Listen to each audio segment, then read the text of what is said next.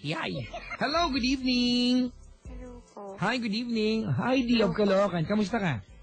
Okay lang po. Okay lang. Mga kaibigan, kausap po si Heidi sa kabilang line kanina before I was able to put her on air. At sabi po niya sa akin, Papa Jack, maselan po ang pag-uusapan natin. I really wonder, Heidi, kung gaano kaselan ang maselan na ito. Maselan po. Maselan. Ano, maselang kwento, maselang bahagi ito. Maselang boat. Maselang kwento ng maselang bahagi. Opo.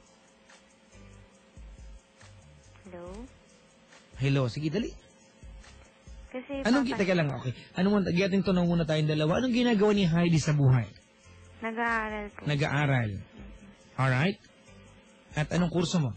HRM po. HRM. Speak louder ng konti ate. Opo. Alright, HRM. Ano yung pwedeng ipaglingkod ni Papa Jack sa'yo ngayong gabi?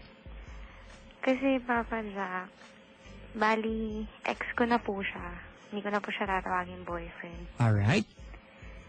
Kasi Papa Jack, ano po dahil to sa Facebook. Naku, talaga. Facebook, Cityville, Frontierville.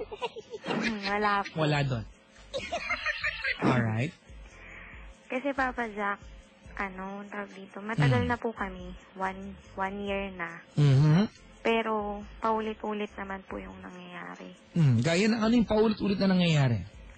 Yung konting, kasi siya Papa Jack yung tipo na walang privacy eh. Kailangan, alam niya lahat nung nangyayari sa buhay ko. Tapos yung Facebook, di ba dapat private ko siya, privacy ko siya. Pero hindi. Teka lang ate ha. Apo. Ang Facebook ay privacy mo, parang hindi yata tugma. Facebook is very public, mga kaibigan. How come it's your privacy? Hindi po, kasi di ba may password siya. Kumbaga, gusto mo na you manage your own account. Opo. Okay, tama naman, okay? Tapos, hindi po pwede sa kanya nang hindi niya alam yung password ko. Gusto po niya, alam niya po yun. May Facebook din po siya, pero kunwari po, nag-away kami ngayon. Pag nag-away po kami ngayon, hindi niya po alam yung password ko dahil binago ko po yung password ko. Gagawa po siya ng bago niyang account para po may add ako. Tapos pag naging okay po kami, kukunin niya po yung password ko, tapos yung Facebook niya, hindi niya na po gagamitin. Yung account ko na po yung gagamitin niya. Okay. Ngayon, nung last time po, kasi may nag-chat po sa akin na old friend. Yung old friend po na yun, sa high school pa po. Tapos yung, hindi naman po siya nagpapahiwatig eh. Nagtanong lang naman po siya ng advice din. Nangamusta. Tapos gusto po niya sanang magkita kami. Lalaki ito? Opo, lalaki po siya. Okay, ano naging sagot mo? Nung niyaya ka nung guy na magkita kayo, ano naging sagot mo sa guy? Okay lang naman po. Tapos sabi ko, tinanong Kumuha ko. ka sa guy. Opo. Alright? Alam ba ng boyfriend mo na makikipagkita ka sa guy? Hindi pa po. Kasi hindi pa po tapos yung conversation namin. Ang plano ko po, after nun. Saka ako po sa kanya kukwento. Pero alam mo, ganito, I'm trying to play the role of a devil's advocate here, mga kaibigan, ha? Alam mo ba, okay, aware tayo parehas, before makausap ng guy na to, alam mo na sa utak mo na ang boyfriend mo siloso. Opo. How come na you will say yes to meeting up a guy and not telling your boyfriend beforehand? Hindi Papa Jack, sasabihin ko naman po eh. Okay. Ikukwento ko po sa kanya kasi every time naman po na nag-o-open ako ng Facebook, feeling ko naman po naka-online din siya eh. Alam niya yung nangyayari. Ganun ba yun? Makikita ba? Opo, If Papa two accounts Jack. are, di ba, simultaneously, naka-login, kita mo yung nagaganap? Opo. Pwede ba yun? Allowed ba ng Facebook yun? Na pag in-open account ko dito sa isang computer, Tapos meron pa rin pong pwedeng mag-open yung account nyo. Ganon? Opo. Parang hindi magandang setting yan. Yun nga po. Okay. Tapos po, sabi ko sa kanya, okay lang. Gumanon po ako. No malice naman, di ba? Gumanon ako dun sa guy. Bakit mo sinabi na no malice naman dun sa guy? Kasi alam mo na may mali siya yung guy? Ganun ba? Hindi naman po, kasi naughty din siya. Naughty in a way na parang nagpapahiwatig na hindi malaman. Okay. Ganun po. Tapos, sabi naman niya, oo naman, wala. Mangangamusta lang. Ang tagal kasi nating hindi nakapag-usap, tapos di ka naman nagpupunta ng reunion, parang ganon. Ganon. Opo. Okay, ate, I want to know the degree of naughtiness, kung meron mang ganyang term. Meron naman kasing naughty na physical. Okay, ate, wag mo akong paikutin dito, ha? We both know what's naughty and what's not naughty. Babae ka, alam mo, when a guy is hitting on you. Alam mo to, alright? Opo. Don't play the role of innocent sa akin ng gabi because you are not. Okay? Opo. Okay? We're clear on that. Sige, ano yung naughty na pinag-usapan nyo nun? Bakit mo nasabi sa akin na naughty yung guy habang kausap mo siya? Kasi sabi niya po, wala ba akong kiss dyan? Oh, and you said yes na makipagkita sa kanya. Po? And you said yes, makikipagkita ka sa kanya. Opo. Okay. Sige, tuloy mo. Sabi niya, wala ba akong kiss dyan? Tapos sabi ko po, ha, nakakatawa ka. Gumanon lang ako. Tapos sabi pa po niya kasi, tinanong niya ako kung yung boyfriend ko daw ba seloso. Tapos sabi ko, oo. Sabi ko sa kanyang ganon. Actually, on and off nga kami. Pero okay lang kasi we're trying to fix things naman. Sabi ko sa kanyang ganon. Tapos sabi niya, ha. Kung ako yan, kung ganyan nakakasakal na, iwan mo na yan. Tapos sabi ko, siguro ganyan ka, kaya wala kang girlfriend ngayon. Tapos, yun lang po. Yun lang po yung conversation namin. Then, nag-log out na po ako. Then, ngayon, hindi ko po alam na naka-online pala siya, yung boyfriend ko po. Then, ngayon, nakita niya yun. Tapos, kung ano-ano na po yung pinost niya dun sa wall ko na minura niya po ako. Sabi niya, yun nga, minura niya ako. Mali na minura ka niya publicly kasi, you know, Facebook bang kaibigan, it's a very public place, di ba, over the internet. Okay? Pero yung magalit siya, I would really understand him. Kakampihan ko siya. Imagine mo mga kaibigan na my girlfriend, halimbawa, my girlfriend is having a conversation with the naughty guy and you, di ba, still you said yes na makipagkita sa lalaking ito? Malandi ka nga.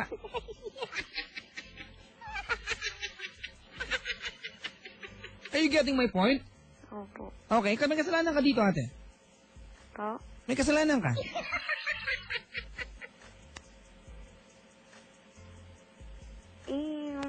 Oo nga po, may kasalanan ako. Pero yung, sabihan niya po ako ng ano. Nang? Mataba ka, ganun, chubby. Masakit yan, ha? For a girl, di ba? Ang sakit yan. Hindi, Papa Jack, hindi naman yun. Ano? Okay lang naman kung tatawagin niya akong ganun. Tanggap niya naman yun. Hindi, Papa Jack, yung sabihan niya ako na... Malandi. Hindi. Ano pa? Hindi. Ito na. First letter. H. Haliparot. Hindi yun. Halamang dagat. Hindi yun. Hayop. Hindi yun, Papa Jack. Teka lang, I'll put you off air, ha? Opo.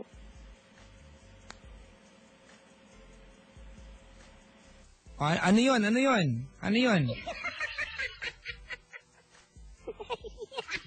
Diyan lang kayo mga kaibigan, ha? Ano sinabi sa'yo?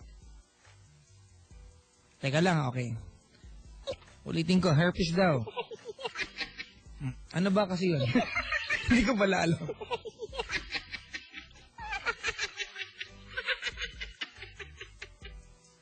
Okay, isa po itong hayop na ninirahan sa kagubatan. Sinabi niya sa iyo yun. Hello? Opo. Sinabi niya sa iyo yun. Opo. Okay, nasaktan ka. Siyempre. Okay. Mali yun, mali ginawa niyo yun. Mali. Tinawag ka niyang kuto-sakwan. Di ba yun? Yun nga po, sabi niya nga. Kuto sa sa tutot ng ano? Hindi. Hindi. Papa Jack naman. Ano ba kasi yun? Di ba yun yung herpes yung kuto sa kwan? Tama, di ba? Yung nilalagyan ng karne para dun dumikit? Medically. Tinawag ka niyang gano'n. Opo. Okay. Ngayon?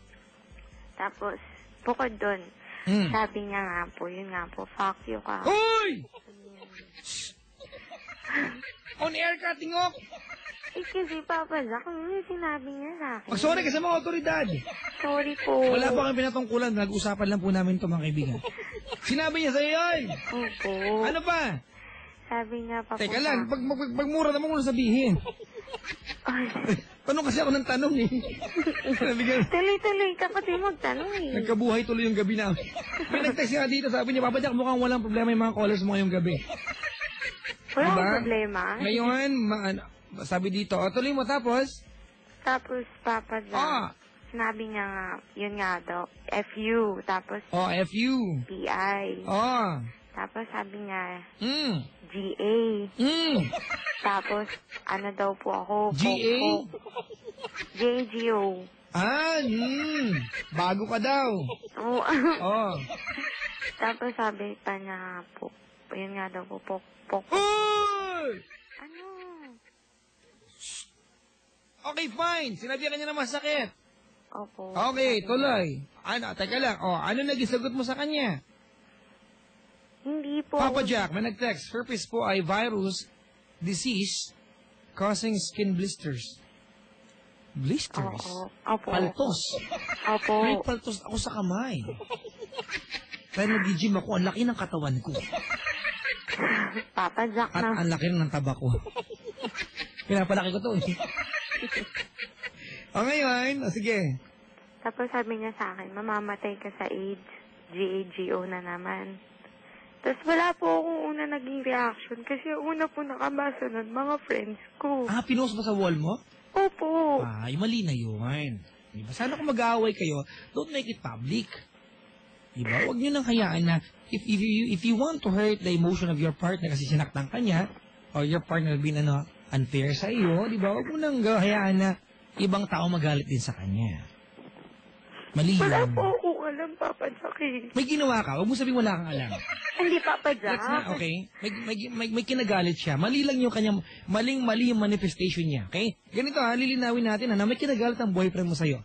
Pero hindi po pwede na gagawin niya sa'yo. This is abuse already.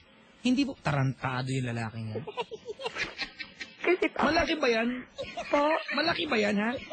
Actually, nagtatrabaho siya sa GMA. Ganun, malaki nga. Malaki nga. Malaki yan? Nagtatrabaho nga po siya sa GMA. So, huwag ka nang gumanon. Bubanggit ka pa ng mga network. Huwag mo nang banggitin yun. Kasi Papa Jack, gusto ko makaganti. Oy! Hindi ako nakakaganti. Ihahampas konti. Huwag mong gamitin yung programa para gumanti, ha? You want, diba, to launch a revenge sa programa ko? No. That's what you said! I'm hungry. Ano sabi ko, hungry or angry? Hungry. Hungry na. Pero Papa Jack, naiyak na ako. Gutom ako eh.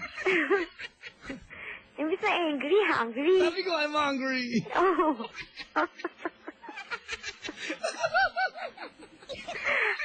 Kaya mo Ganito natin, no? Wag mong idamay yung pinagtatrabahuan niya kasi, di ba, hindi naman... Papa Jack, ano ako makakaganti? Nabasa ng family ko. Wag mo akong tawagan kung gusto mo lang gumanti. I give advice on air. Di ba? I air my opinion about a problem. At kahit galit sa akin yung maraming tao pag nagbibigyan ng opinion, wala kang pakialam. That's my show. You don't call my show para gumanti. Okay, katarantaduhan yan, ha? Heidi, katarantaduhan. If you're calling my show para gumanti, tarantado ka. Sana narinig din ng magulang mo yung sinabi ko. Hayop ka? You call my show para gumanti? Ano palagay mo sa show ko? Anong show ko? Sino yan? Hindi naman ako gumaganti. Kukwento ko nga. Baliw ka pala, kakasabi mo lang eh. Ate, one more sign na you are just trying to, launch a revenge, ipapalo ko sa padiring telepono para bagsakan kita. And I don't really care kung wala kang maipayo sa'yo. Gusto mong gumanti, tawagan mo ako? Tarantado ka pala eh. Hindi nga.